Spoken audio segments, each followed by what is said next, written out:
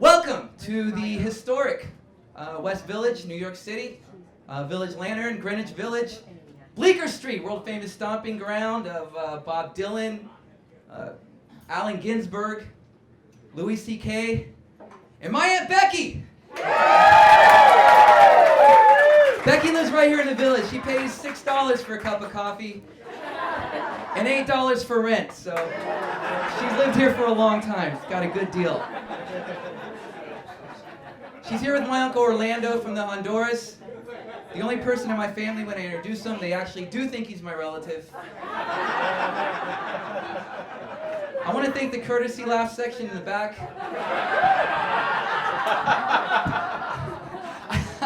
I also hear my brother Orlando back there. So I don't know how many of you ever thought you would be in a room with two Orlandos. But it is New York City and anything can happen.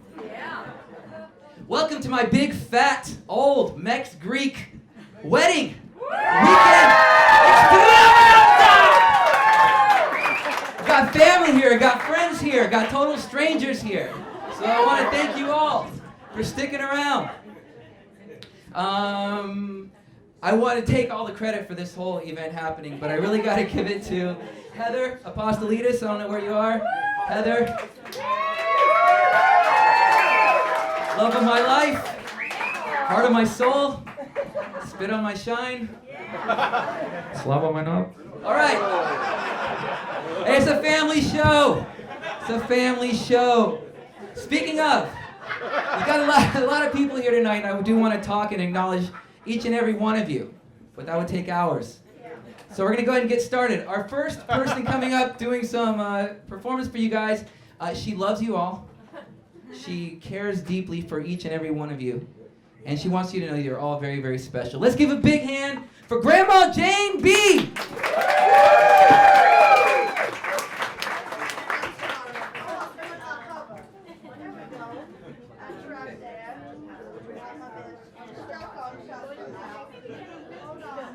I bet you know I'm going to break it. Hello, everyone. This is wonderful because I can hear all your voices, but I can't see you. It's like I'm already dead.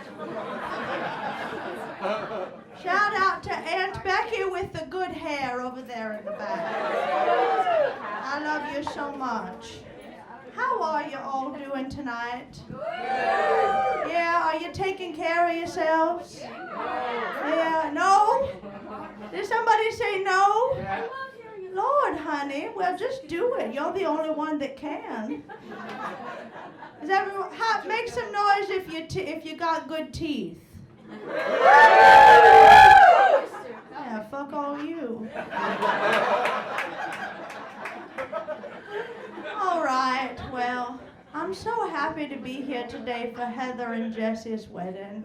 I've known them both ever since they were so little, and I love them both as my grandchildren, which means that this is going to be an incest wedding, doesn't it? Oh, Lord, have mercy. Well, they're probably third or fourth cousins or something, so it doesn't matter too much. But the wedding is, Mexi-Greek, ain't it? Mexi-Greek, I love that. I'm the substitute yaya, the abuela at the celebration. Here we go. I saw some other abuelas there in the back. We'll have to get nasty later. I want to give Heather and Jessie a gift and a song, but also some advice. It's very hard to have a successful marriage, and it's even harder when you have different cultures. And considering this is a Mexi-Greek wedding, I think we're looking at a massive drug problem and crushing debt.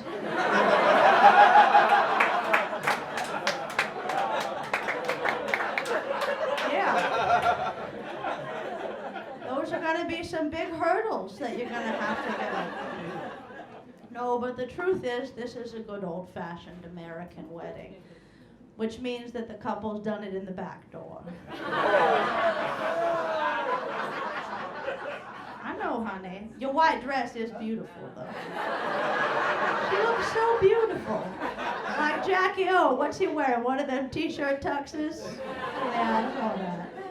Jessie, though. All right, now. I got a gift for the happy couple. I don't want to spoil it too much, but the card is in Spanish. And I don't understand Spanish. So I translated it best I could, and I think it's something in there about sneaking around with a woman named Esperanza. I'm going to spoil that. I got them the dump meals. Meals you can dump in something and just cook. And then for after the dump meals, so you, babies, take that from me. That's your gift. Read the card later.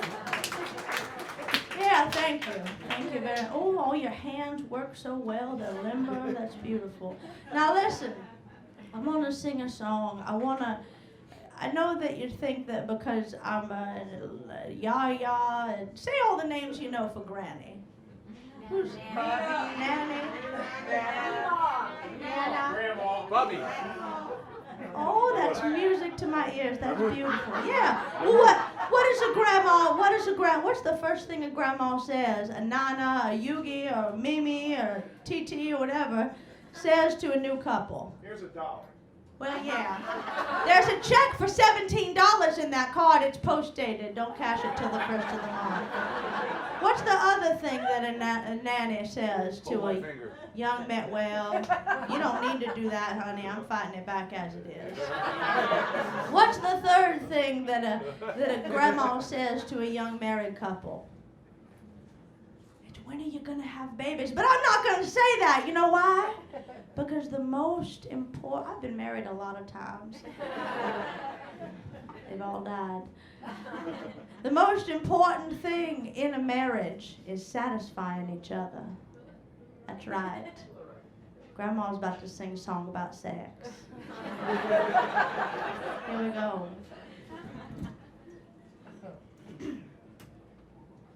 Gotta get my finger poised on my phone. I gotta hit the mute. Oh, here we go. Take me from the grave to the cradle. I will be your slave till I'm able. I'm dusty as a magazine, but I know what devotion means. Oh, wait a minute. I'm not good with this. Hold on. This is where I'm supposed to hit it. Yeah, wait a minute. I don't think it's coming through. Yeah. You always, oh, look at you. You look so handsome. Oh, there it is. Yeah. Oh, yeah, this is good. But you feel that bass bump? Are you ready to dance? Well, I want to feel the room moving. Okay, here we go. I gotta back it up, though. Wait a minute now. No, I got it. I can do it. You got me this phone, and you sent me to those classes, so... Here we go. This is about to blow your damn butts off. Ready? This is for Heather and Jessie. Yeah. Listen. Take my advice once, or in a year or two, you'll go to bed every night once dinner is through. No little death inside because it's in the room, and then it's just, oh you, oh you, oh you. I was a young girl holding my dick. I had a husband named Richard who finished too quick. That is, he died. My second husband was scared stiff. He saw his dead wife once when we were naked on the chairlift. Lovemaking was always so tense with him, but productive. We have many grandchildren. He was a straight shooter. Fantasy grandma trying to let you know you never get too old to let the freaknik flow. If the front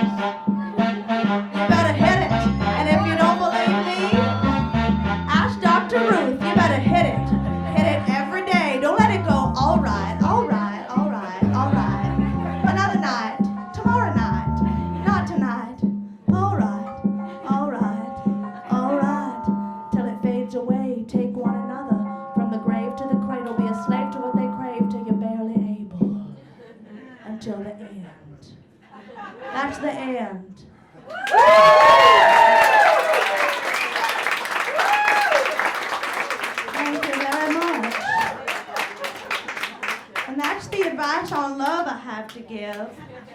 I have a little more advice via a song. Do I have time to do it, or would you like to? Grandma, wrap it up. Grandma's wrapping it up. All right. Well, you'll have to hear my song about the vagina in space later. Listen, I want you to all love each other and take care of each other, and everybody give the happy couple a hot pinch on the bottom before the night's over.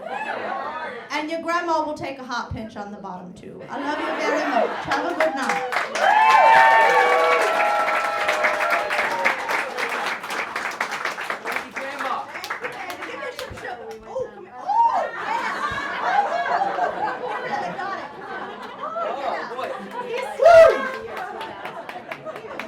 I'm gonna go home and binge watch The Golden Girls. Grandma Jane B, let's give it up one more time for Grandma. Speaking of love, there's a lot of love in the room tonight for me and for Heather and all our families here. But I want to give a quick shout out to my mom. My mom's in the back. Everybody give a shout out. Big applause.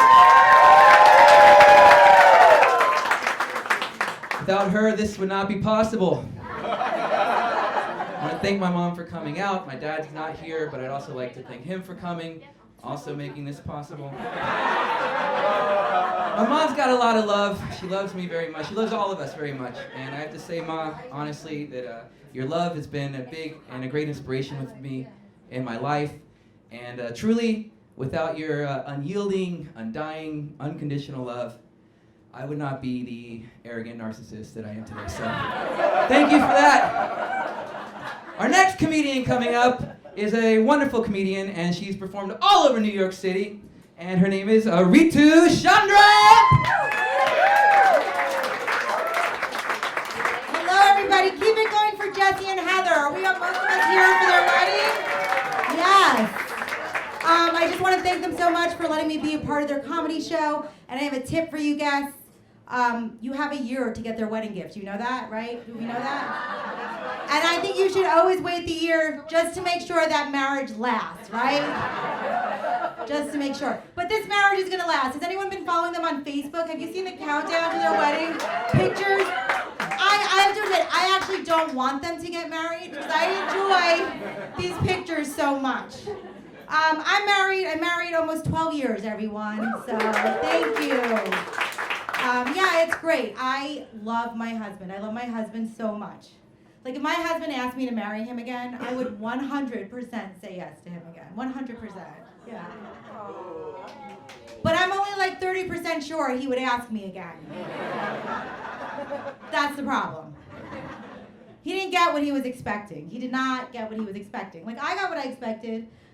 Good-looking guy, he's still good-looking, he's white, he's still white, you know? Still white. He's smart, he went to Harvard, he's still smart. I got everything I expected. He met me when I was getting an MBA in finance from the University of Chicago. Yeah, I know. And this is all I do. I'm working for 8 minutes today, everybody. For free. That is not what he was expecting was going to happen when he married me. Not expecting that. You go, girl. Thank you. I got one over on him. I didn't mean to. I really didn't mean to. But it worked out for me. It did. He makes a lot of money. It's great. I will not lie. It is a great thing. I highly recommend it. My favorite thing about how much money he makes is he makes so much money that I don't have to be a feminist. I don't have to be. In fact, if I go around demanding equality, guess who has to get a job? And I'm not ready to do that. I'm not doing that. And you know, this is the thing. I support equal pay for equal work. I support that. I just choose all his pay and not to work. That's what I've chosen. And feminism's about choices. That is smart, right? Are you two married? How long are you married? 3 years. That's great. Give him a round of applause. 3 years. That's cute. That's cute. Do you have that deal? Are you working? What do you do? Yeah, I work. What do you do for a living? Graphic design. Graphic design. That's great. And how about you, sir? I'm a neurosonographer. I don't even know what that means. He works at a neurosonographer. That sounds smart. I'm dumb now. I can't help. You guys have kids? Kid? Well, how old? Well, two. 2. Oh, wait. I said, do you have kids? You said 1. And now you just remembered the second child. I'm a little concerned about both of your children at this point. Okay, how old are your kids? 19 and 2. Oh, 19 and 2. That's what, you forgot the 19-year-old? Is there, because you don't have to wipe his ass anymore, or her ass. So you just forget that. They're good, they're done. My son is 6, he's sweet. I actually don't mind being a mom. I really love being a mom. The thing I hate about being mom is just dealing with other mothers. Like, I live in the suburbs of New Jersey. Yeah, so there are moms, like, they're like a whole new level. They're a cult out there, they're a cult. Like, they all wear the same outfit, yoga pants, a Lululemon top, and a stick up their ass, right? They all have the same stick. They do. There's this one mom in my son's first grade class, though, who really pisses me off because she's always bragging about her daughter, Madison. Like, my little Madison doesn't eat sugar.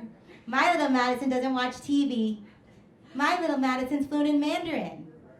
I'm like, my kid can't wipe his own ass still, all right? That's what's going on in my house. So finally I told her, I was like, look, little Madison's so impressive. She's so impressive. I can't wait for 10 years from now when little Madison sucks my son's dick. All right? Thank you.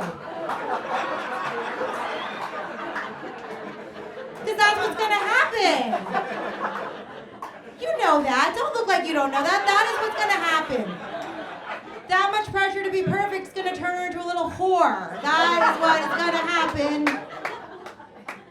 I know, because I'm speaking from experience, everybody. So I can say it, right? I had a 4.0 before I became a slut. Right. I'm kidding, everyone. I'm Indian. We're smart. I had a 4.0 while I was a slut. All right? Come on. I am Indian. My parents are from India. I was born and raised here in the United States. I'm very proud to be here, be from the United States, be born and raised here, because there's no other country in the world where a little brown girl can grow up to be a spoiled suburban white woman. So, my dreams have come true here. They have. When I was growing up, though, there were no Indians in entertainment like that. You didn't see anything. Like, we didn't have Mindy Kaling on The Office. You know, we didn't have Apu on The Simpsons. We didn't have that. Did you know that that Indian is a category on YouPorn now? Did you know that? I know. We didn't have those kind of role models when I was growing up. Everyone, that is what I'm trying to tell you. That is what I'm trying to tell you. I'm really lucky though. My parents will watch my son for me a lot. He'll go to their house and spend the weekend with them. It's great. So I get like the whole weekend to myself. You know, they'll feed him and play with him and tend to all his little needs. Because even I have to outsource my job to Indians. So yeah, that's what happened.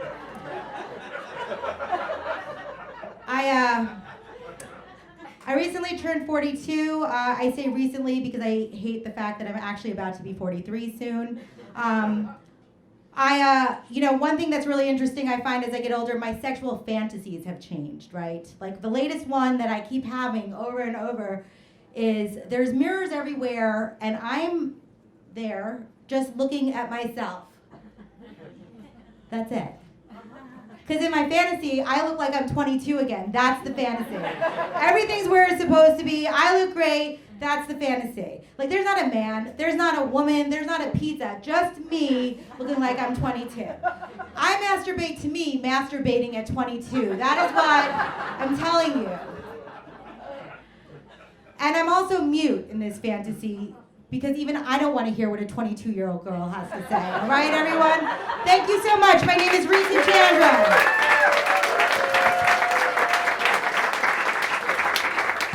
Ritu Chandra! Yes! 10-year-old blowjob jokes. By the way, my grandma's here. Nina, quick shout out. I want to thank Nina for helping to raise me when I was young. When I was in middle school, I used to spend the night at her house all the time on the weekends because I was very popular. Nina's very progressive. She's a writer. She was working at a newspaper at a time when when women weren't really working at newspapers and doing those kind of jobs. And she's here with her best friend, Sue, tonight. So, Shay says she's very progressive. Let's give a quick shout out for Nina, my grandma. Our next comedian coming up is a regular right here, and a very good friend of ours, a regular on the Real Bitches of Comedy, Meghan Radespiel. Come on, Meghan.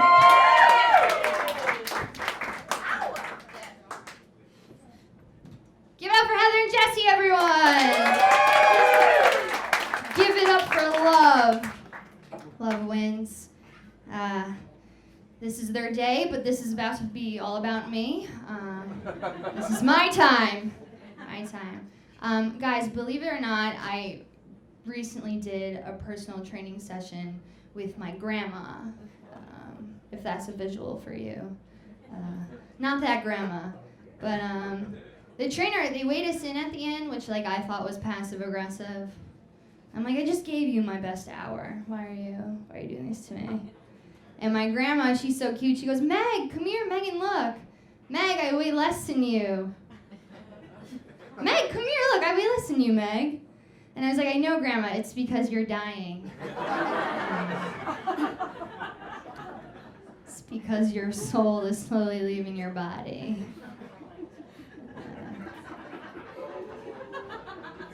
She's cute. Yeah, she's cute. We'll keep her around, right? Probably 5 more years. I work out all the time. I don't know about you guys, if you guys are gym aficionados, but I'm constantly working out because I don't like who I am.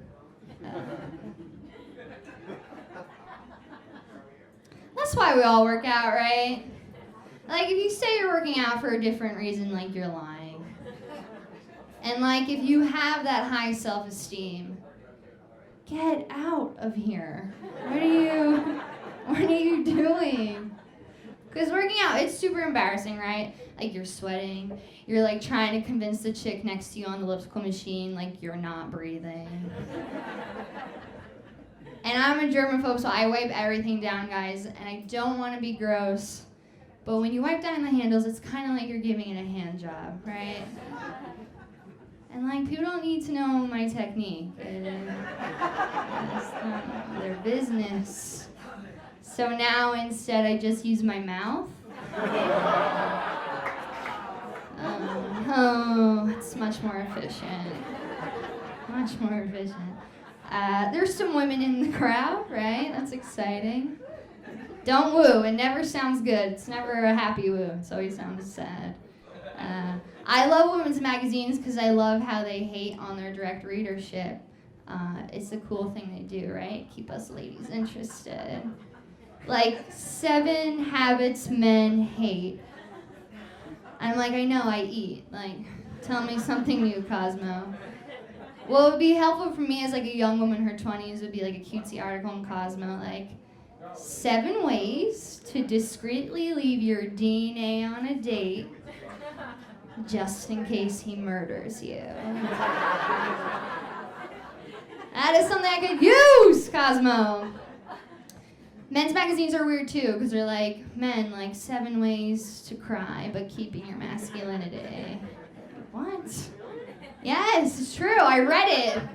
That's why I would also redo men's magazines. You guys are simple. You need 1 tip. And that tip would be, don't rape people. I don't know. I am single. My mom says I'm picky, but I don't think that's true. I just want someone who's nice, recycles, and never seriously says work hard, play harder. Yeah, no, it's hard to find. But I know I'm single because I live in New Jersey, and not the joke. Thank you for laughing at where I live. I know I'm single because I take the train in and out of the city, and I was just so desperate for human interaction one time. I let a woman read Bible passages to me for 30 minutes. And even she was like, you want me to stop? I'm like, no, you're just telling me how the moon is gonna turn to blood. I need this. I'm hopeful though. My parents have been together for 30 years, you know. That's what I'm wishing Heather and Jessie, you know, right? Yes, just give it up for them. I don't know if you guys are Facebook friends with them, but they've been posting these really fun pictures, you know, leading up to the wedding. And it just got me thinking. I was looking through my old parents' pictures, and I just found this beautiful picture of them when they just got married, you know. And I'm just looking at this, like, I'm single, and I'm just staring at this photo, and I'm like, you know, I can't wait to throw their in memoriam slideshow. I'm gonna crush it, you know? It's weird. I know some of you aren't laughing. You're like, that's really weird, Megan. Why are you saying that? It is. Honestly, it bums me out too, because like I'm not sure if like PowerPoint is like still gonna be in by the time that they die. You know, I'm gonna have to learn a whole new medium. Not ready for that. There's been some controversy. People are saying there's not enough representation of women superheroes, right?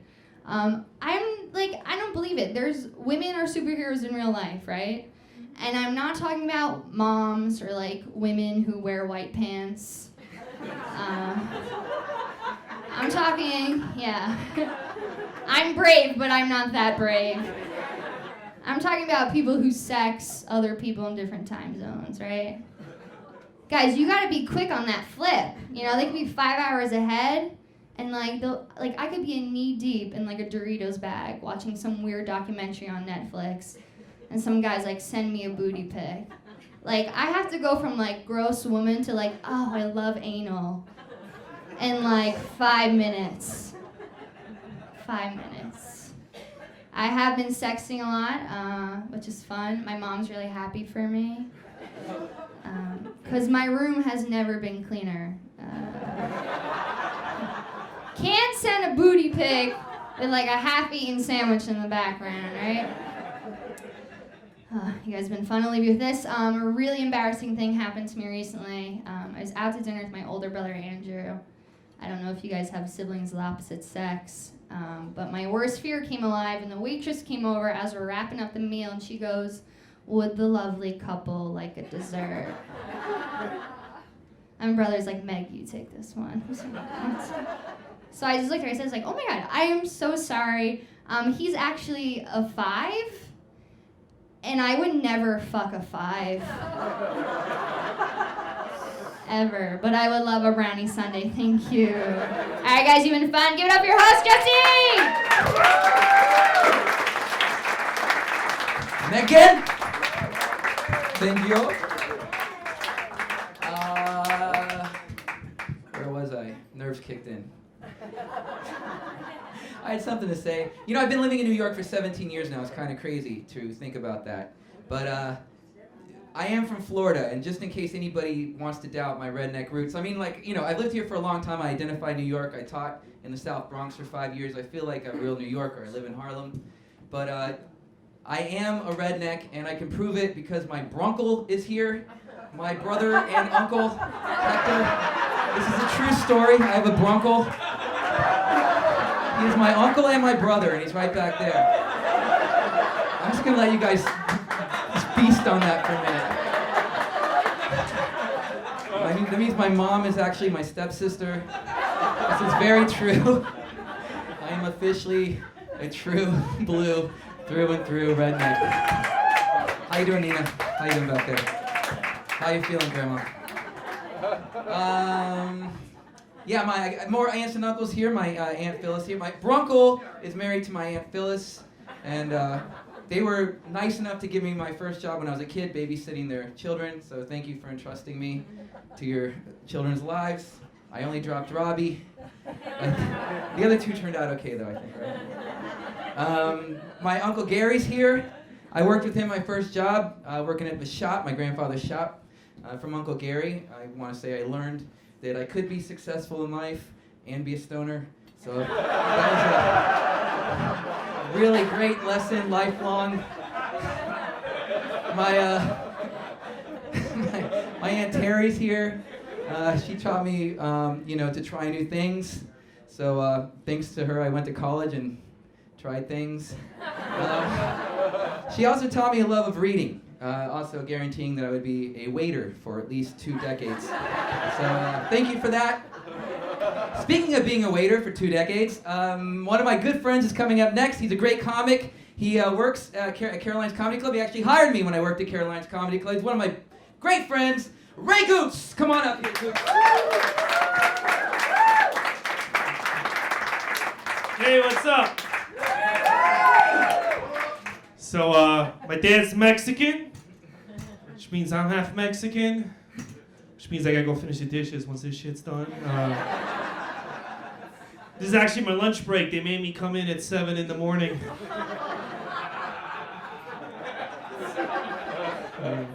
My father's old school. He yells a lot. The other day he's watching Fox News, and now on Fox News they read tweets from viewers. So he sees this. He goes up to me. He's like, Raymond, I want them to read my tweets. Teach me all about the Twitter. I want to start tweeting. Teach me all about Twitter. I was like, teach about Twitter? Motherfucker, 25 years ago, I could not teach you how to jump in Super Mario Brothers.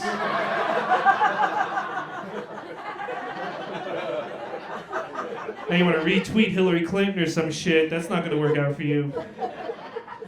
My dad's going to vote for Trump. You believe that? My dad is... Yeah. He was born and raised in Mexico City, and he's going to vote for Donald Trump.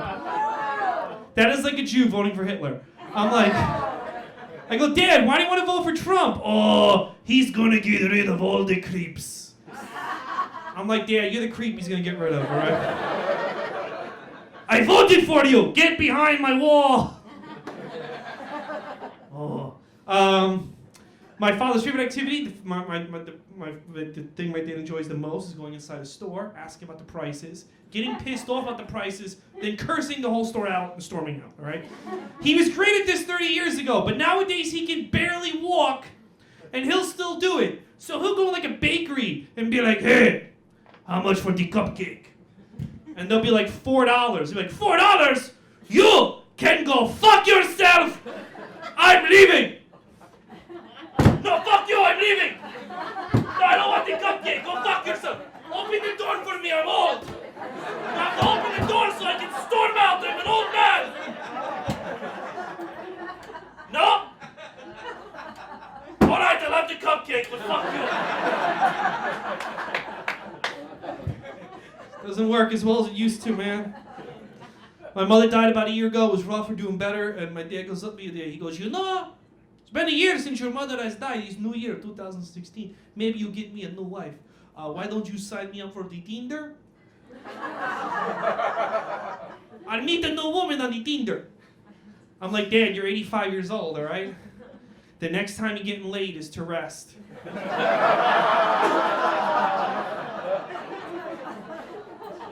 Who's gonna bang him? Betty White? I don't think so, man. My mother was in a coma for about a month before she passed. I was with her the entire time. I'll never forget the moment I realized my mother was going to make it. The doctor's in the room. He's doing a procedure they're going to give to try to wake her out of the coma. He turns to leave the room. He comes back in. He goes, oh, by the way, are you a stand-up comedian? And I go, yes, I am. He goes, you know, I tried that once, way too hard, had to quit. And in my head I'm thinking, if stand-up was way too hard, how the fuck are you gonna get my mom out of this coma? Because let me just tell you what I did today. I woke up at 2 o'clock, I played Mortal Kombat for 15 minutes, got tired, took a nap, now I'm here, alright? You can't handle that, maybe you shouldn't fucking do brain surgery, you asshole. He killed my mother, fuck him. Here's the deal. When my mom died, I wanted to believe she was still out there as a spirit or as a ghost. So I started watching the ghost shows on the Discovery Channel. Has anybody here seen the ghost shows on the Discovery Channel? No? Okay. If you have not seen them, spoiler alert, they never find a ghost. They have not found one fucking ghost, been in the air for 10 years, and they're ghost experts. How are they ghost experts? They've never seen one, okay? Like, there's no other show like this. Like, you would not watch This Old House If every episode of This Old House, Bob Villa was like, oh shit, man, I fucked up this house. This house is fucked. What do you want from me? It's an old house. Like, there's another show like this called Finding Bigfoot. Yeah. They've never found Bigfoot. They're never gonna find Bigfoot. Why would you call that show Finding Bigfoot? I've never found vagina, so you're not gonna give me a show called Finding Vagina, because I don't know where it is! I have no idea where to get it, alright? Maybe it's weird, I just compared Bigfoot to a woman's private parts, but they're both things I've never seen, so how do I know they're real, alright? I've seen blurry photos, I've heard stories from old men in the woods. It's the same shit, it's the same shit. I do go out, I try to talk to girls now, I go to bars, I talk to girls. It'll be going well. And then the friend shows up. You all know the friend. This is the friend who shows up. We gotta go. We gotta go. We gotta go. We gotta go. Girls, why do you have this friend? And why is this the friend you always bring out? Because you always bring out this one fat, angry friend that just glares at you. She looks like she's like an extra from the set of The Hobbit. And somehow she just showed up still in costume. And like you're about to get the number from a guy. And that's when she starts really screaming. She's like, hey, I just called the taxi. I'm like, you should call a forklift, you beast. Jesus Christ. Guys don't have friends like that, okay? And I know, because I'm the friend. Here's the deal. When my guy friends are talking to girls and nobody's talking to me, I'm not like, yo, we gotta go. Captain America's not gonna watch itself. No. What I do is, I pay the bill. I leave. I go home. I jerk off to Full House. And then I cry myself to sleep like a man, alright? I take the loss like a man, goddammit. Did I lose some of you with Full House? Okay, well, have you seen the newer version, Fuller House? Stephanie Tanner's tits are amazing, okay? How rude. How rude. Every time she walks on set, I think a porn's about to start. Like, she's gonna start blowing Uncle Jessie, and he's gonna be like, watch the hair. I don't know, like, it's weird. Speaking of big celebrities like Stephanie Tanner, were you guys excited when Leonardo DiCaprio won the Oscar a few months ago? Were you guys pumped?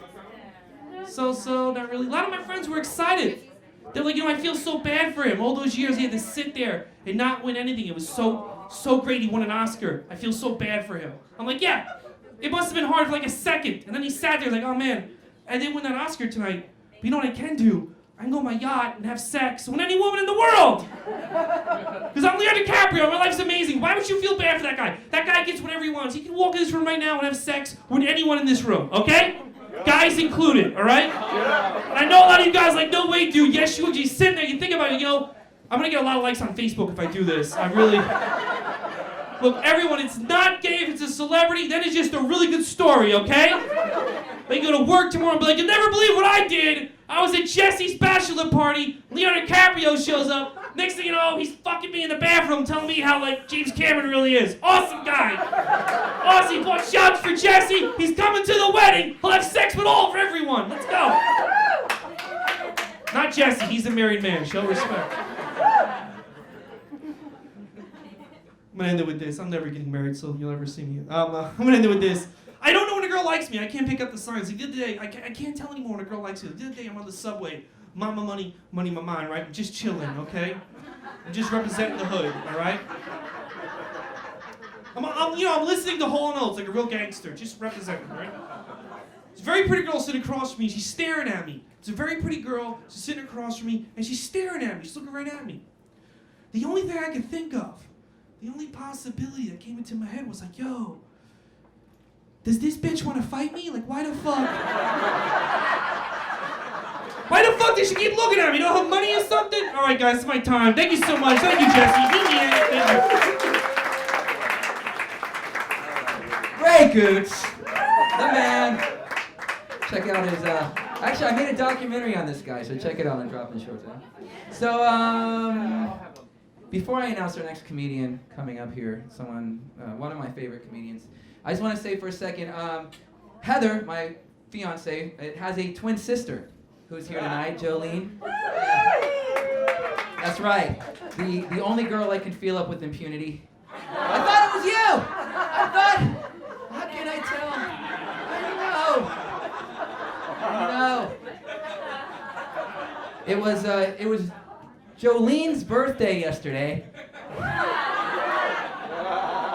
So I think a lot of people just got a bunch of cupcakes and little treats like that. That is in celebration of Heather and Jolene's birthday. Before Heather's gonna kill me before we announce and let Heather come up here, let's all do a nice happy birthday for Heather. We will not sing. Wait, should we sing the song or just? Yes. All right, here we go. 1, 2, 3. Happy birthday to you. Happy birthday to you. Happy birthday, Heather Jolene. Happy birthday to you. Yeah! All right, our next comic is one of my favorite comics in the whole world and one of my favorite people in the whole world because I'm about to marry her. Heather Apostolidis, give it up!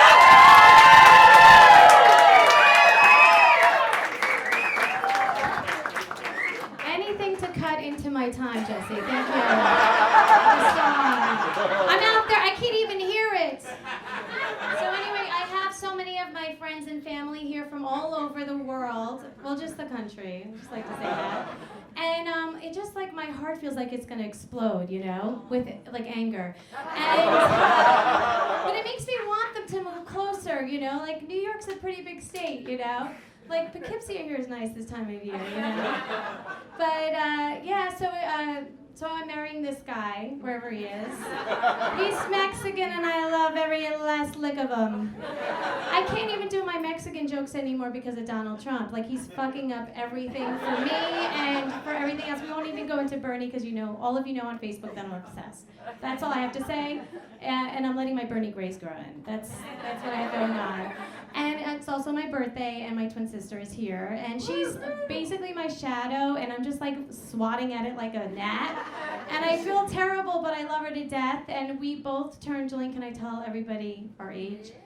41. Oh my God, I hate even looking in the mirror anymore, so I just walk a block away from my sister. I can't get that to It's just too much. You know, I'm trying to be comfortable with getting old. And my dad thinks he's fabulous because he's Greek, you know, in the olive oil or whatever. And but I don't know, like I'm trying to feel comfortable. You know those magazines that you hear these women like Cindy Crawford, she's like, I feel comfortable in my skin, more so comfortable than ever before. And I'm just like, God, you know, like I just think women that are old feel comfortable in their skin because nobody else wants to be in there. Like I don't, you know. And then there's this, do you know like there's the cheapo magazines like In Touch and People. I buy Closer magazine, you know the ones with Elizabeth Taylor on the cover, like for 6 issues. Should be 8 because she's been married 8 times. I read it because I feel closer to death. That's why I read that, you know? And I think about like, will I have a B. Arthur haircut when I get old, you know? Will I wear a brooch? Like, will brooches be in style? These are things that I think about. And, but, you know, I've never been married before. Okay, thanks. I've never been proposed to, and I have a friend here who's marrying Jessie and I. When I told her that, she goes, never? I've been proposed to a few times. Like something was wrong with me. At least I understand the men I'm dating. They don't want to be with me, except for Jessie. Jessie's been married before, and I actually bumped into his ex-wife on an airplane. This really happened. He came out of the bathroom and he looked at me and I was like, and he goes, you'll never guess who's on our flight. And I was like, who, a housewife? You know? And he's just like, no, my ex-wife Amber. And I was like, fuck. And I just like didn't know what to do, and I got up. I was on high Amber alert. And I was like running back and forth in the aisles, and we came face to face, and I didn't know what to say to her, and I said the truth. My birthday, and the reason why Jessie remembers my birthday, and he didn't tell me this till the second year we were dating, that's when he got married to Amber. Yeah. So I told her the story, and she looked at me very upset, and she said she tried to forget that day ever happened, you know? But this year, on my birthday, she sent me a sympathy card, so I don't think she... And actually, Amber is here tonight, guys. Amber... That's progressive.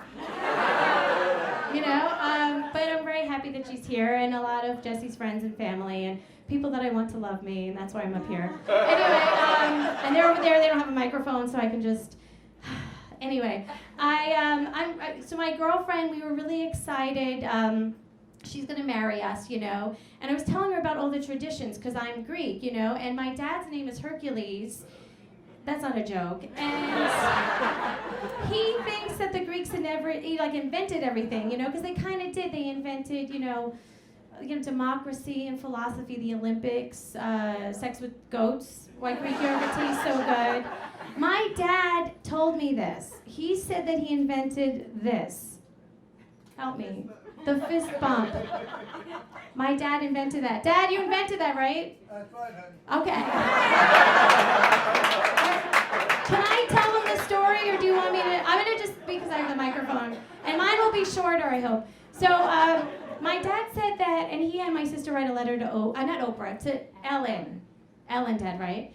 So, because she's doing the fist bump, and he goes, you know what? I invented that. And he goes, I was thinking about it. He was on the couch. He's retired. He's not working. And he said, back in the 70s, when he was an electrician, all the brothers, that's what we call black people in the 70s, they were doing these complicated handshakes, like jives and stuff. He couldn't keep up with it.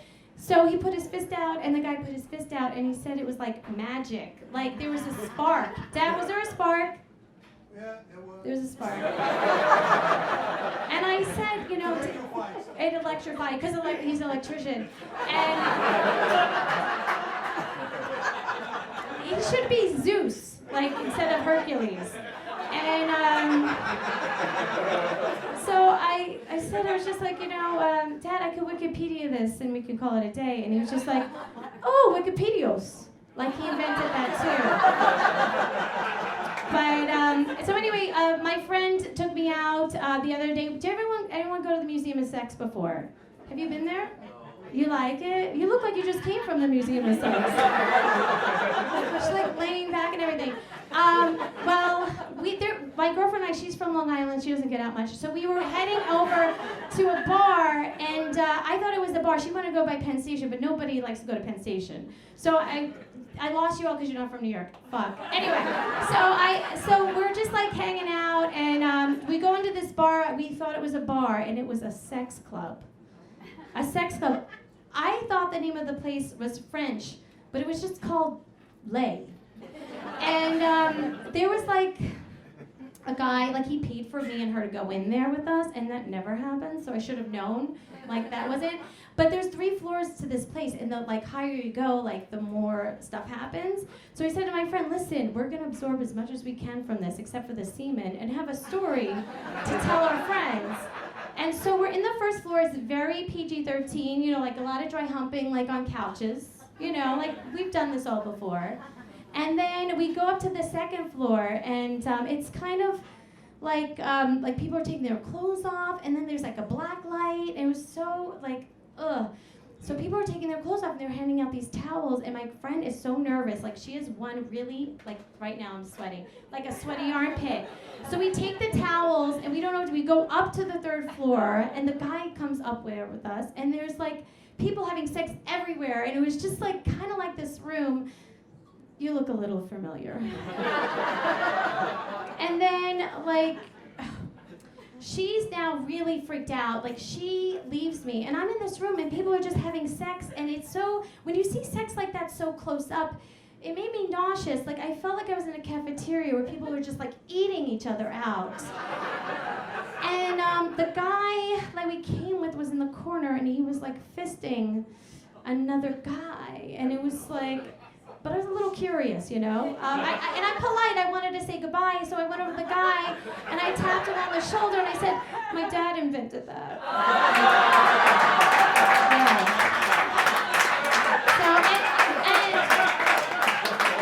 and also my dad, when I told him about it, because he still, he did invent the fist bump, but he didn't know what that was. And I said, Dad, the Greeks really invented that. But anyway, I had to explain that. It was very uncomfortable. All right, we have some great comics coming up, and I'm going to get off the stage.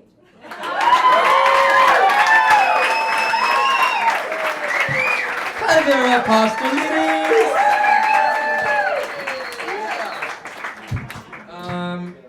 My best buddy in New York, Lalo, is here tonight somewhere. I don't not where he is. They say you can, they say you can judge a person by the company they keep. In this case, I think it's Enron. Bankrupt, morally broke, trying to F everybody that gets in their way. So don't judge me because of my best friends. Our next comic coming up, I'm going to introduce him. Neko, before I introduce you, I just want to say it is okay if you want to use the N-word. All my friends are from Florida. They use it all the time. Our next comic coming up here, he's headlining Caroline's, he's been at Gotham Live, and he's been at the Apollo. He's a great comic. Bring him up here, Neko White!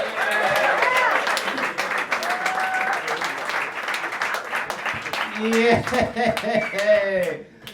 That's always refreshing. You can say nigga, because this room of crackers definitely says it back and forth.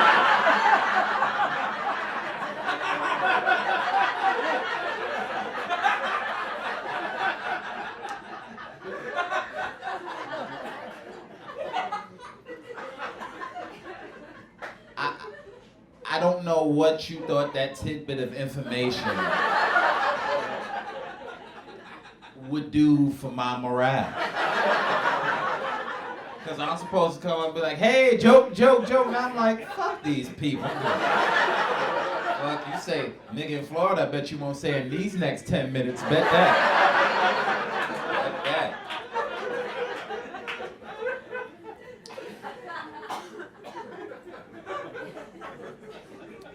It was nice to see y'all before I got that information. Now I just feel like I should stand here and make you feel guilty about shit. But I won't do that because it's a momentous occasion. Clap it up for Head and her fiance, don't you? Yes, indeed. Y'all are better people than I am, 110%, because your ex-wife is here. Is that what I heard?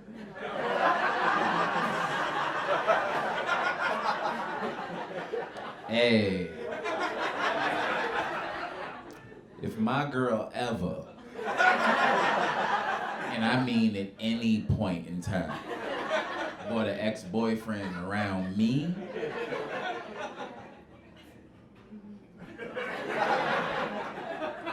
the disrespect would be optimum. You understand? Like, it would be on a level you've never fucking seen before. I'll just walk over like, oh, you the guy that I fuck her better than. Oh, okay, cool. Good to see you. Yeah. Cause no, I'm petty like that. I really am. Oh man, I wish I could do that, man. It must be good to like your ex-girl. That must be nice. I hate my ex-girl. And it was all her fault. She was a bitch, like 100%. Like some of y'all gonna think I'm mean, but that's cause you don't know her. So, she broke up with me. Now, when she did that, I lied to her because I thought that maybe, I could get laid after the fact if I told this lie. So she was like, Neko, it's over. And I was like, okay, it's over. So I hope you move forward and I hope you find nothing but happiness. Bullshit. She broke up with me. Why would I want her to find happiness? That's stupid. I don't want her nowhere around happiness. When you break my heart, I want you surrounded by struggles and STDs. That's all. That's it.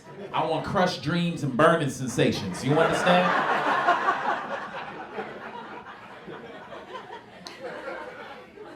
I even told her, I was like, I hope you find a better guy than me. What? No. Find a better dude than me? Do you know who I think I am? That guy doesn't exist, and of course he does, but I want her to go find him, because like I told you, my ex was a piece of shit.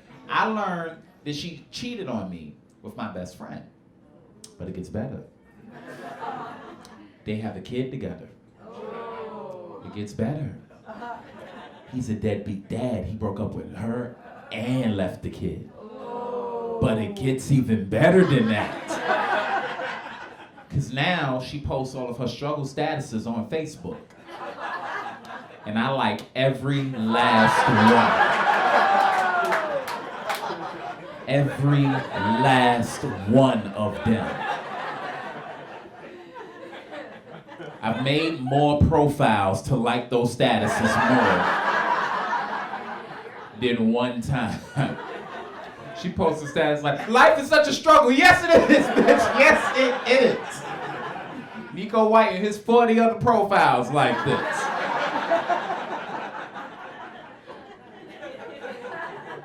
Because she's also on Instagram. If you don't know what Instagram is, that's where people who don't have souls go to post pictures. But she plays this adorable little game where she posts pictures of things she doesn't have, like food and stability. So I play this cute little game where I see her post pictures of things she doesn't have, then I run to the store and I buy those things. And I take pictures of me with them. She took a picture of an empty refrigerator saying, "This is my life, hashtag the struggle." I ran to the supermarket and spent $1,200. I had steak and lobster and other food falling out of my fridge. And I took a picture saying, "It's good to know there's somewhere out there that cheating bitches starving to death. Life is good." It's a pleasure to be here, man. Ray mentioned that his dad might be voting for Trump. That stinks. Y'all are from Florida, so I know there's a Trump supporter in here somewhere. Y'all are. The thing about it is what it is. Kill yourself. Don't get mad at me. That was your decision. I don't got shit to do with that. You know what I'm saying? If Donald Trump is president, just let me say this publicly, I'm very happy to report that black people have nothing to do with that. Absolutely nothing. He's getting one black vote, and that is from Ben Carson. That is it, and that is all. That is not our fault. We did what we were supposed to for this country. We gave you Barack, and you fucked it up, so now you get what you wanted. But the sad thing is, like, who would you feel most sorry for if Donald Trump won the presidency? Who would you feel bad for? Real quick, yeah, you. Everybody? I know it'd be sad for, like, Mexican people, but I feel bad for Obama. Like, picture that. After all the shit Donald Trump has talked about Obama, to have to be Barack and get that last speech and then pass the mic to Donald Trump?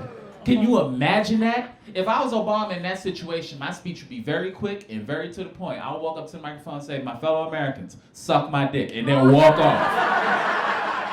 And walk off. I would take back everything I gave this country. I'd take back the health care, the jobs. I would spend all of the country's money and then go become the first black president of ISIS, because fuck this place. It's ridiculous.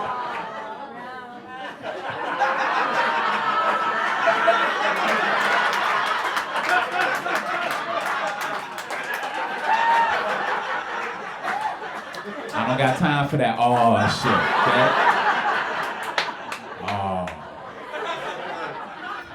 I'm scared of that punk ass thing. Look, I know things have been crazy recently, but you don't have to be afraid of nothing like ISIS. You trust me. I'm from the projects. I got real shit to worry about. I'm not afraid of ISIS. I'm from Harlem. I'm not scared of anything named ISIS. You understand? ISIS is too close to the word icy. And that's a summertime snack. When I first heard we're at war with ISIS, I was like, Cocoa Cherry Mango? What the fuck are you talking about? We fighting Italians now? But then I learned they were a terrorist group. And now you ever notice whenever ISIS attacks, they always interview that one American that doesn't live in a part of America that's a terrorist target, but that person is way too afraid. They had this one lady, "Ma'am, what do you think about ISIS?" "Oh my God, we need more protection on our plane or they're gonna kill us." You live in Kentucky. You have nothing to worry about. If a plane hit Kentucky, it missed. Do you understand? And do you honestly think you could just walk in on a plane in 2016 and take it over? You are out of your mind. We have way too many weapons that we didn't have during 9/11. If you get on a plane, I'm on talking about, "Hello, we are taking the plane." I'm throwing my tablet at your face.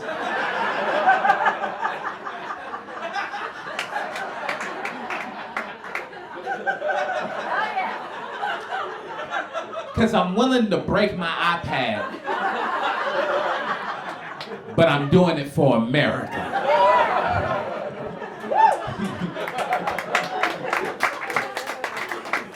The fucked up thing is, you know Apple ain't shit. If you did throw a tablet at a terrorist and you stopped him from blowing up the plane, a week from then you'll be like, "Coming out in 2017, the iPhone Patriot. Get yours right here." Hashtag crushed ISIS. You know what I'm saying? It's fine. You have nothing to worry about, man. And let me tell you something, I'm a millennial. I was born in 93. Allow me to assure you, my generation of people, we are way too nonchalant to even pay attention to a terrorist if they got on a plane. You think something as small as a terrorist is enough to make me look up from my cell phone? Is that what you think? The terrorist got on like, hello, we are taking the plane, Allah Akbar. You know what he gonna see looking back at him?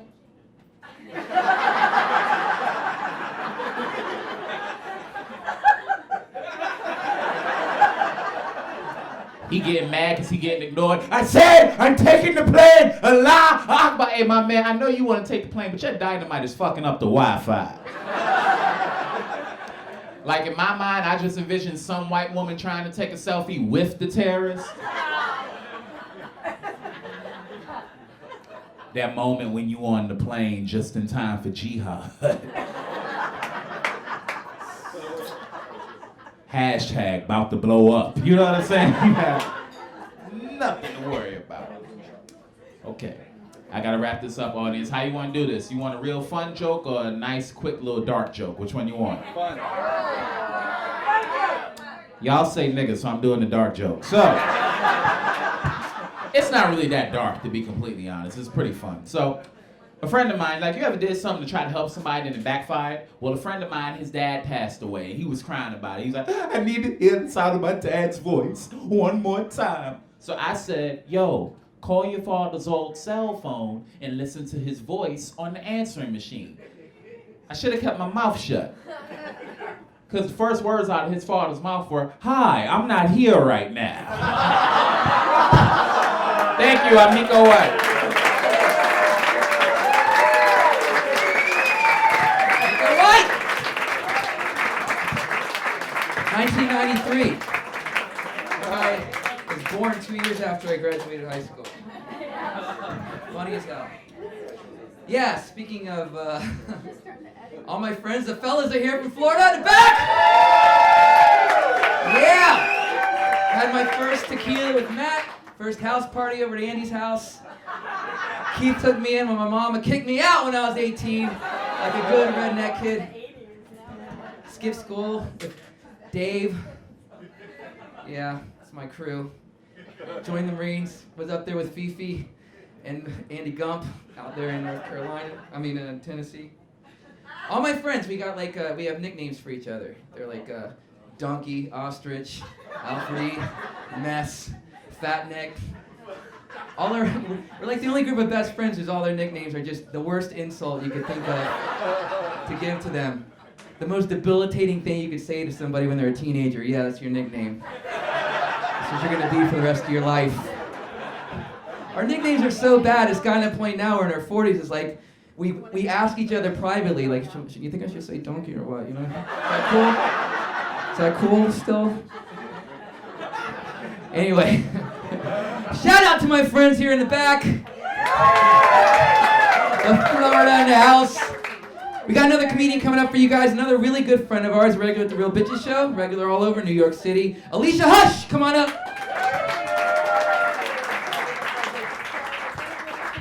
Hey guys, how are y'all doing? Woo, yeah. So I'm excited to be here. I also have my best friend is getting married in a week. No, I feel equally as excited. So way to stay with me on that. Way to anticipate where I was going. She's having a really small ceremony, and so she's asked me to be her bridesmaid. Good. She sent me the picture of the dress that she would like me to wear. I know this is a big room, so I don't know if everybody can see it, but I do have it printed out. So I just want to, I don't know. Oh my God. I don't know if Grandma in the back can see that. That's not for real, is it?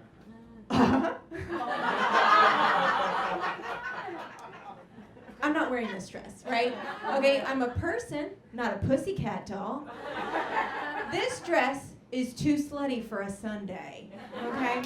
And the second reason, thank you. The second reason I'm not wearing this dress, right, is because when I was 7, My dad left to run an errand. Okay. Oh, that's funny for some of you. I do stand-up comedy now, but hey, fine. So my dad left to run an errand, and I didn't see him for another 45 minutes. When he came back and continued to be a great dad, my dad loves me, I'm not wearing this dress. Somebody asked if it was real. My friend did email me an hour later saying that she was kidding, and I was like, I already wrote a joke. I don't know what to tell you.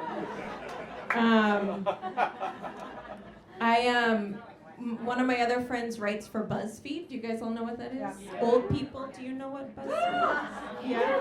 Yeah. He asked me to write an article about what summer activities millennials should do or could do.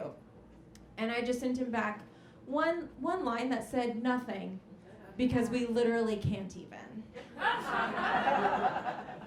I'll work on that one, that's fine. I was talking to my dad earlier, and I'm from the South as well, I'm from Texas, and my dad was telling me that this raisin company got in a lot of trouble recently because they called their raisins midgets, which is not okay. And he didn't understand that. And he was like, they have to change their name. And I was like, Dad, that's because there's nothing miniature about a class action lawsuit. Okay? You get a lot of trouble for that. Don't use that word. I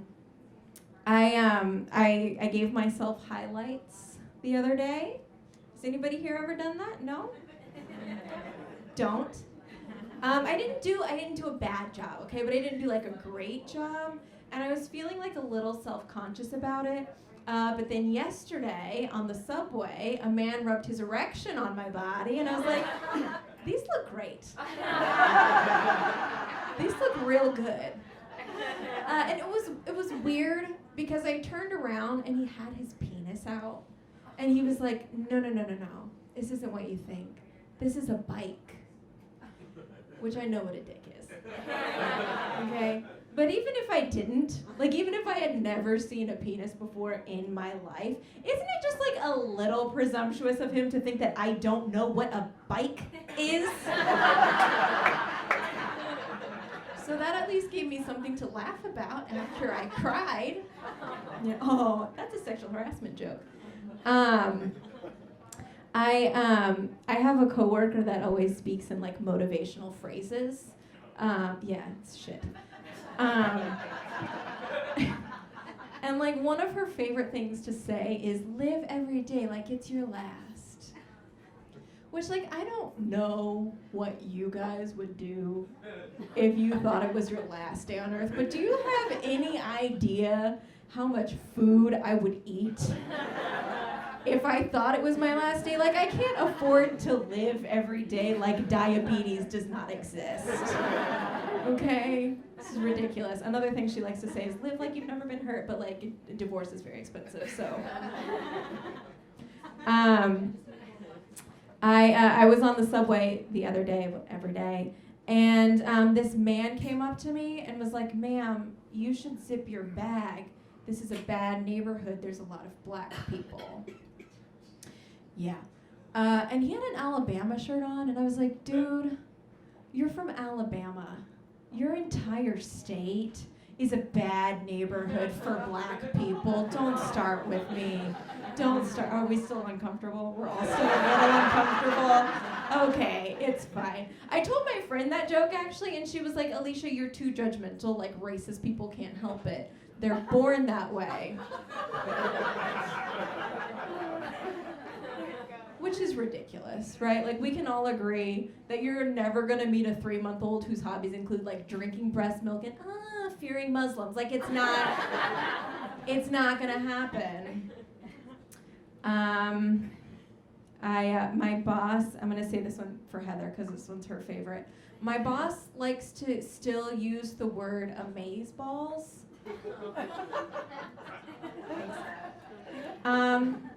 Here's my problem with that. where is that word even derived from? Okay, amazing balls. Like who here? Like okay, ladies.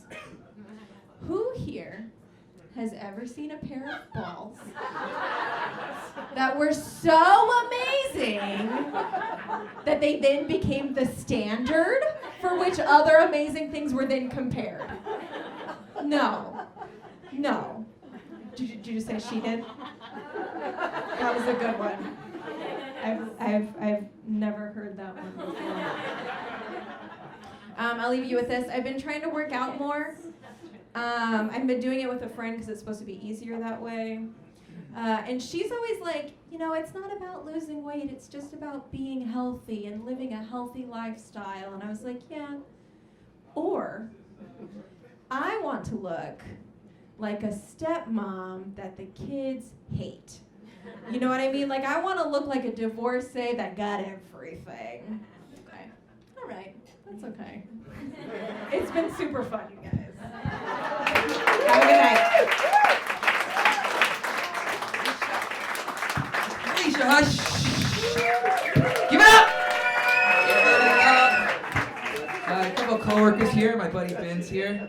My former boss, John, who hired me my first job, like doing motion graphics over here, filming the show. So he's really moved up in the world, I gotta say. He's working for me now, so. How's that feel? All those months in your attic.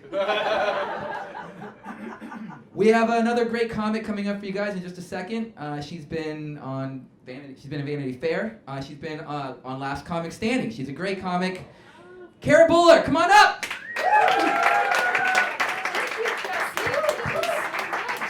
Hello everyone. Oh my God, what an amazing night, right? What an amazing couple, Jessie and Heather. We love you. Fucking love you guys. All right, so I'll be very honest with you guys. Something annoying happened to me recently. A friend of mine told me she thinks I might need Alcoholics Anonymous. And I was like, anonymous? No. If I'm gonna do something as bold and dramatic as quitting drinking, I'm gonna need everybody to know about that. Okay? We're gonna be getting the word out. Okay? Is there alcoholics well publicized? Is there alcoholics? We're goddamn heroes. Okay? No church basement for me. I'm gonna need a parade, right? Okay? Let's get it out onto the street. That's where I'm at, you know? Actually, my father was an alcoholic, but he was also an environmentalist. So he was committed to saving the planet while destroying our family. It's good to have the balance. You know, you want to have the balance. That's what, you know, gets you a personality. You know, fun at parties. Okay.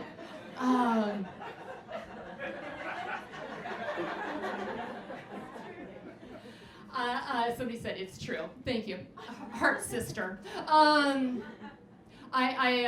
saw a hair salon recently that was called "It's Just Hair." I like that. You know, they might as well just call it "It'll Grow Back." It'll be fine. Just a real low bar. You know, we don't really know what we're doing. We're not licensed. Yeah, we're trying our best.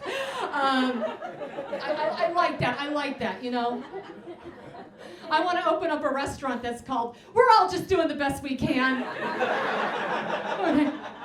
You know, I'll just serve hot dogs and Pop-Tarts. You know, if anybody complains, somebody will be like, hey, she's just doing the best she can. This is the theme of the restaurant. Okay? Just very supportive. It's what we need right now, right? Yeah. I'm on Facebook, like a lot of us, right? And it's kind of weird. Some days my Facebook feed is just this endless stream of all the beautiful faces of all the children whose abortions I have strongly recommended.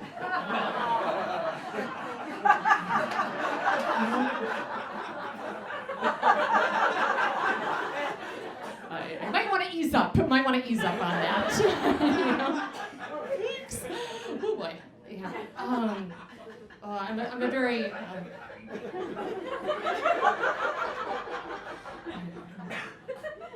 I'm a very insecure person. Whenever there's a new girl at the job and she dresses really cool and is all smart and funny, I don't talk to her right away. You know, I just sort of step back and assess the situation, and I debate, hate her, be friends with her.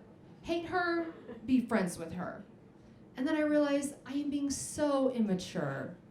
Hate her and be friends with her. Right? Be an adult. Right? It's time to grow up. Time to grow up. I learned this recently. Whoopi Goldberg, her real name is not Whoopi Goldberg. Her real name was Karen Johnson. She has like the name of a Minneapolis soccer mom.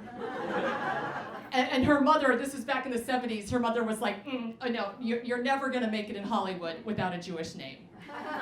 And I don't know if that's good mothering or anti-Semitism, I don't know. But they sat down and they came up with a new name. They came up with Whoopi Goldberg, and we can laugh about it, but here we are all these years later, and she's got the EGOT, right? The Emmy, Grammy, Oscar, Tony, right? Pretty impressive. So allow me to introduce you to my new stage name, Boobsy Eisenstein. Right, pretty good. I'm feeling good about being Boobsy Eisenstein. I'm dating now. I'm out there dating. I'm a 40-year-old woman.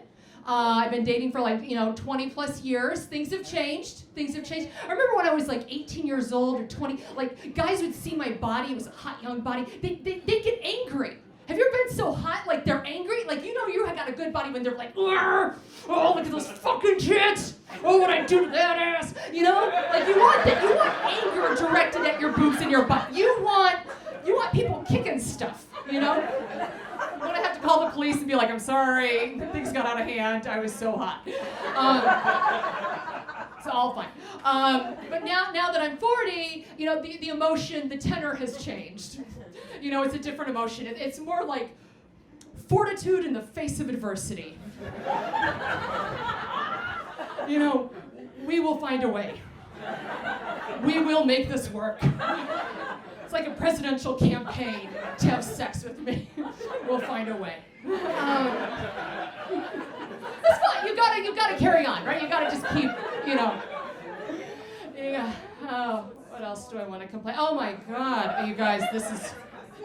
I had a rough last year. I got herpes. I got herpes last year, but I got it from a millionaire I dated on Tinder. Right? So I'm calling this herpes. Right? It's a high-end STD. To go along with my Osh Pave. HPV in French. Okay. Gotta annotate up here. Okay. What else do I want to complain? Oh my God, the guys love to sext. How are we doing with the bill there? Is it gonna be okay? I don't know. We'll pray for them. That's fine. Okay. The sexting. These guys love to sext these days. Is anybody sexting out there? Have you done it? I'm terrible at it. It's horrifying when people try to sext with you. This guy, he sent me a message. He was like, what kind of panties do you have on? And I was like, I looked down and I was like, blue and white Gap cotton underpants. My mom loved blue and white. Everything always had to be blue and white. I'm losing her now. Alzheimer's. They call it the long goodbye. What are you wearing? See, I am mad at it. That's not how you do it. That's not how you do it all. That's not. Lost him real fast. Lost him. It didn't work out. Yeah, I'm thinking of opening up my own theme bar. I like theme bars. I think those are fun. So the theme of mine is my exes, my ex-boyfriends. So all the drinks are named after them. So at my bar, you'll be able to order the Steve Trent. And with that one, you order it, and then it goes to the pretty Asian girl across the room.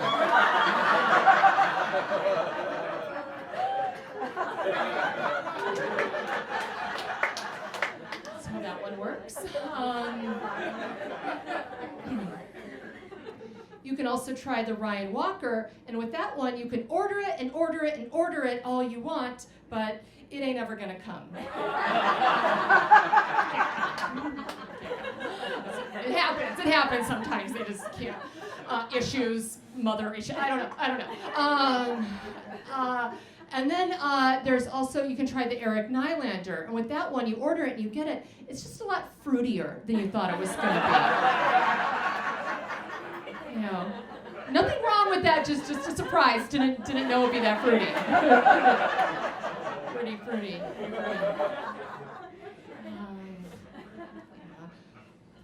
I like to read the New York Times wedding announcements. Have you guys read these? Like to keep up with your rich white people? Huh? like to keep tabs? For those of you who haven't read the New York Times wedding announcements, this is what they sound like. Dr. Elizabeth Whitman, daughter of Dr. Fred Whitman, and Mrs. Dr. Lawyer Judge Fred Whitman is set to marry hero god Patrick Bateman. The two met while rescuing orphans in a mudslide. The two plan on continuing being more successful than you. I read these and I'm like, oh boy, what's my wedding announcement gonna sound like? Cara Buller, an oftentimes depressed and irritable stand-up comic, is set to marry high school fuck buddy.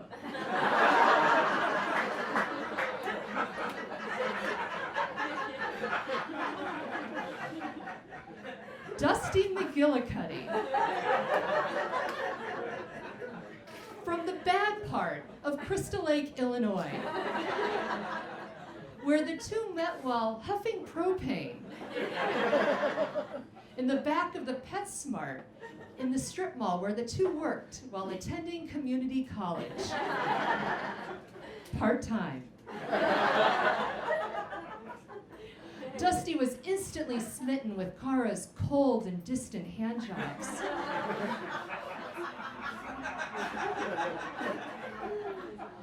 Cara was taken with Dusty's paying attention to her.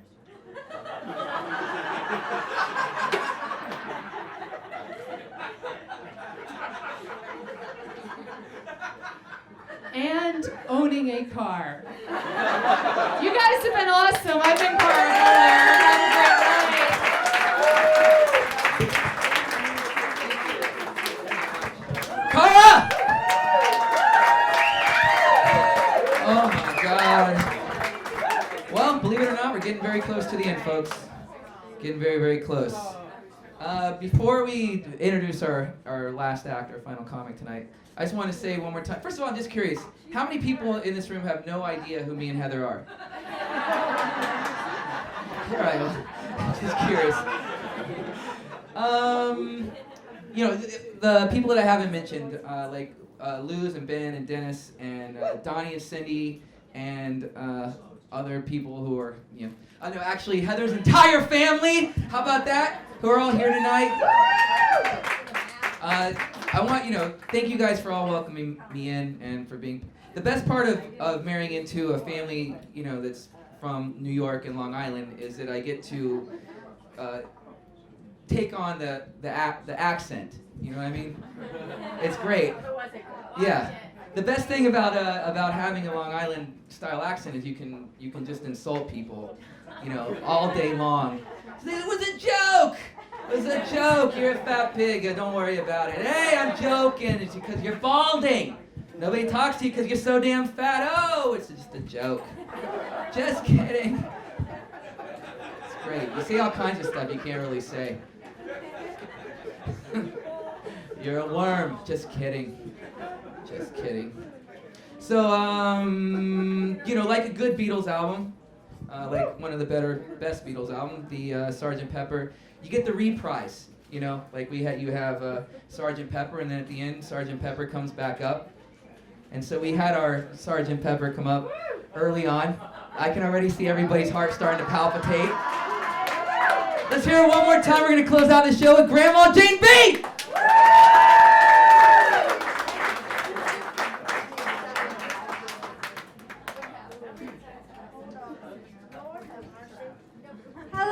everybody. Do you need any candy? Yeah.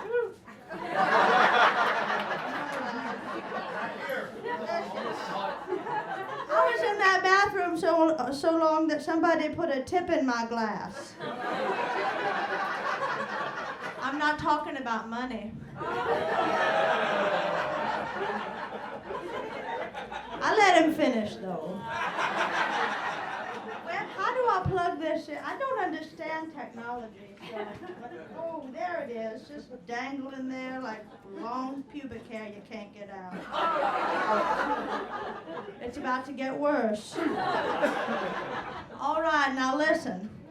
I want to do a number that will unify everyone in this room. There are two things that are very confusing that everyone has different theories about. And those two things are the great beyond, space, and what's the second thing? That's right, yeah. Oh, I said the title earlier, didn't I?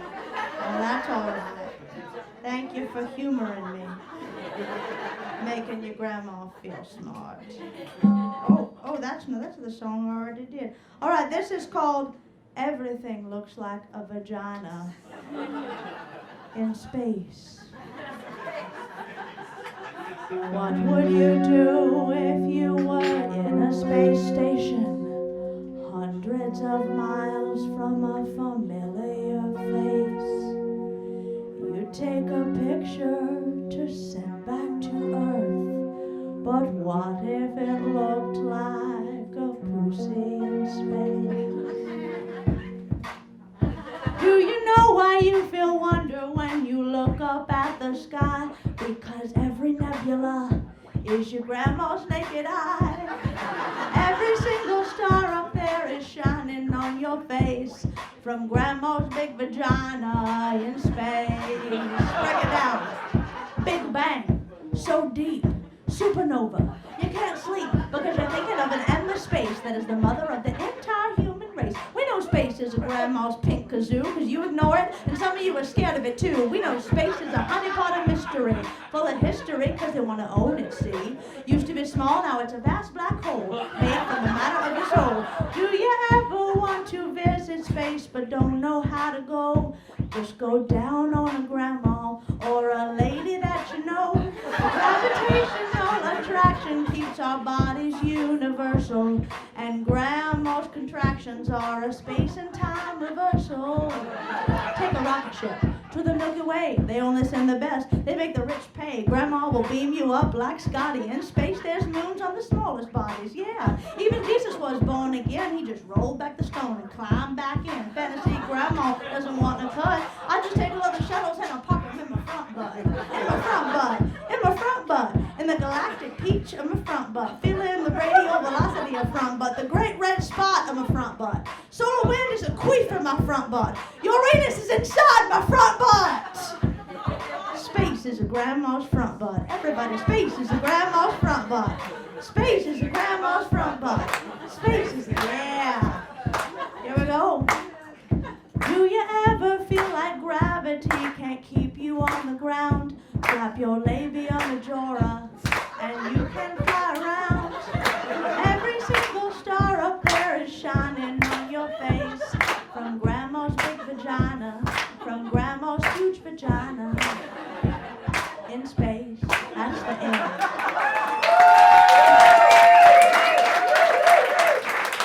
So listen, the next time you feel alone or you're far away from your family or the people you love, just look up at the sky like Simba looked for Mufasa.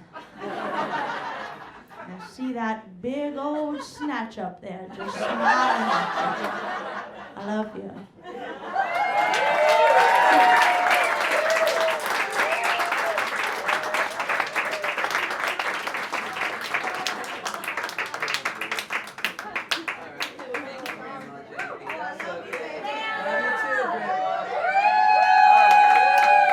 All right, just want to say a final. Come on, Heather. Come on up here. Heath, it's my darling. All right, so yeah, 2 more days. That's all gonna happen. So much for coming out.